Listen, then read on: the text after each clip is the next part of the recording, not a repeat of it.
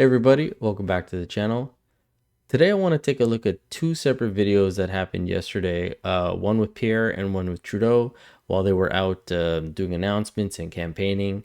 And I want you to see the stark difference between how they care for Canadians in a sense, because we're constantly hearing that Trudeau's doing his best for Canadians, yet what Pierre puts forward seems like a very, very reasonable ask. And this is what he said. But in the next year and a half, Canadians are struggling and they are unable to even afford a vacation. They need a break, for God's sakes. And that's why common sense conservatives are calling for an end to gas and diesel taxes from Victoria Day till Labor Day to give Canadians a summer break. We call on the Prime Minister to do this. It will reduce gas prices by 35 cents a litre, allowing families to get on the road and go off to their favorite campsite, maybe a cottage or a cabin, do some fishing, some hunting, or just get away for a weekend. Canadians need that now more than ever with how miserable things are going in this country of ours. Now, you, like me, might think that's not that big of a deal. 3 months, that's not too bad. He just finished giving 3 years as a carve-out for the carbon tax for the Atlantic provinces. What's the harm of giving everybody just 3 months? Well, this is what Trudeau had to say. Hi, Prime Minister. Sarah Plowman, CTV News. Today, Pierre Poilievre said that he's calling for you to suspend all gas and diesel tax from Victoria Day to Labor Day to give Canadians a break this summer. Will you do that? I think the conversation should be had with the provinces as well, who are responsible for a significant part of excise taxes and taxes on gasoline across the country. Mr. Poilievre continues to refer to the federal carbon tax, which is a price we've put on pollution to make sure that pollution is not free anywhere in this country.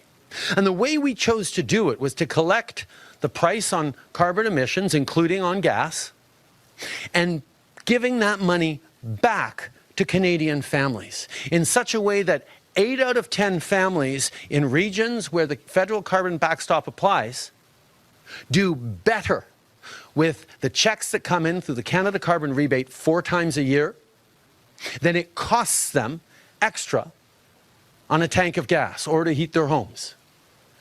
That is the way we designed the fight against pollution, against climate change.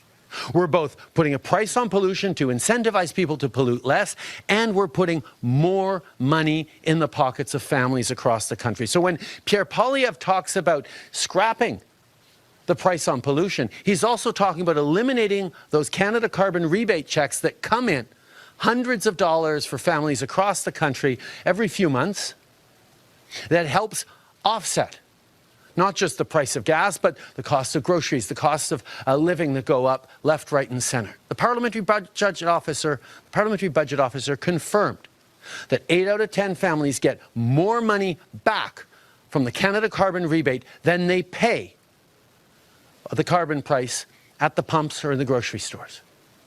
This is what Pierre Poilievre is talking about when he talks about axing the tax. He talks about stopping the fight against climate change at a time where the country is burning, at a time where floods and storms are having an impact on every corner of the country, and at a time when Canadians are struggling with the cost of living. He wants to take away checks that put more money in their pockets. His ideology is so strong, he would rather watch the country burn and Canadians suffer than continue to fight against climate change and put the Canada Carbon Rebate in their pockets. That tells us an awful lot about the kind of choices he makes as leader. Like, this guy must really think at this point that Canadians are as dumb as a bag of rocks to continue pushing this narrative of 8 out of 10 individuals get more money. Like, so you're telling me if I pollute, I'm going to get charged for polluting, but don't worry, because we're going to give you more money back than what you put in as an incentive to stop polluting. But at that point, why would I want to stop polluting if I'm going to be getting more money back?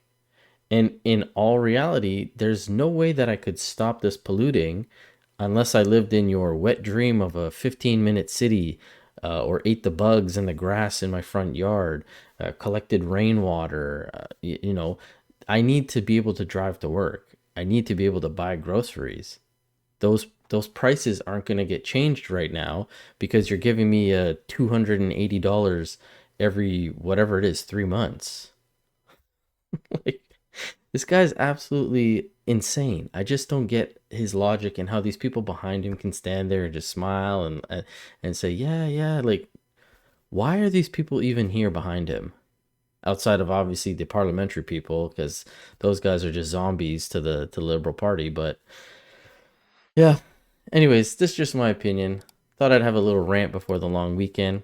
Hope you all enjoy your long weekend. I know a lot of us aren't really going to be doing too much because we can't afford it, but if you are able to get out, be safe. Hope you enjoy it. And as always, I will catch you guys on the next one. Thanks so much.